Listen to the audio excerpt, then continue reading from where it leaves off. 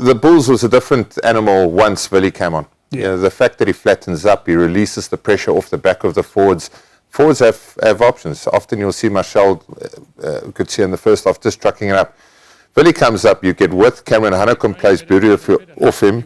The fact that he was flat, all of a sudden you can see Kobus Visa carrying, you know, pretty largely anonymous in the first half. All of a sudden the forwards see a number on their back.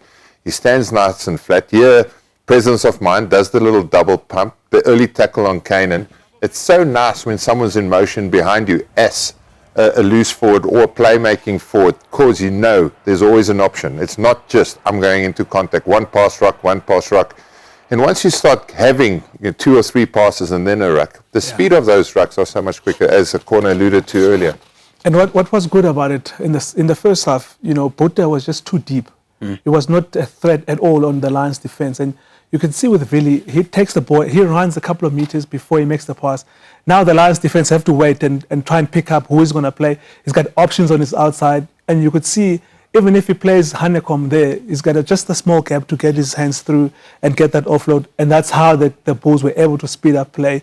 And that's a difference. You know, if your 10 can be able to control the game, he'll always, if he's moving forward and is running towards the defense, he'll always make the right option. And Willie is very experienced. And it's a pity that the Bulls, you know, have to find a 15 and convert him to a fly half to be able to play the game, the type of game that they can play, and to get those 4 tries. And it's just positioning. You know, I don't think Willie was tackled in that second half. It's not like he was on the deck. You know, he made one tackle on Edwulf van der Merwe, an impressive tackle. But it's his positioning, how flat he is, how he's in motion, when he's playing the passes. Does he have the presence of mind to line up flatter, stand still, let the defense come to you, and then play your options off you? You know, Botta is a little bit deeper. When he opens up behind that pod, he's often too wide. And then when he does get the ball flat, you know, he turns his shoulders early. So like, it's not like he's square, where you as the defender get fixed, and then your runners off that, like Cameron Hanekom will then go, listen, I'm going to split this defender, run inside shoulder, outside shoulder. And you can only do that if the fly-half's alignment and movement in motion is like that, forward, square, facing it, and then he can play with his eyes with a double pump. If you turn your shoulders, you know, we as runners can't really have a target because you don't see a number in front of your face. Here's a spanner in the works, gentlemen, while we're having this conversation. What are the possibilities of then seeing them swap those jerseys, or even having Willie starting in the number 10 jersey with Botta coming off the bench? Well, it's a very big possibility. The way that the Bulls finished the game would sort of show Jake that, okay, maybe he can get a chance at 10.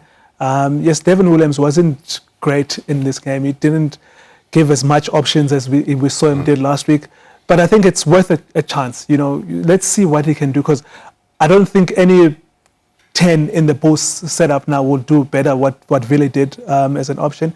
And I think, you know, he gives them that extra creative attacking weapon, and that's what the Bulls, I think, they're missing at the moment. You know, they've got a very well-balanced forward pack that gets them forward. Unfortunately, they picked up a couple of injuries, which will test their depth going forward in these derby games that are coming up. We know how tough they're going to be. So I think having him there controlling, and I think with him knowing where to play, he's got a nice left foot on him. So I think it's worth a chance to see how far he can go at that 10 position.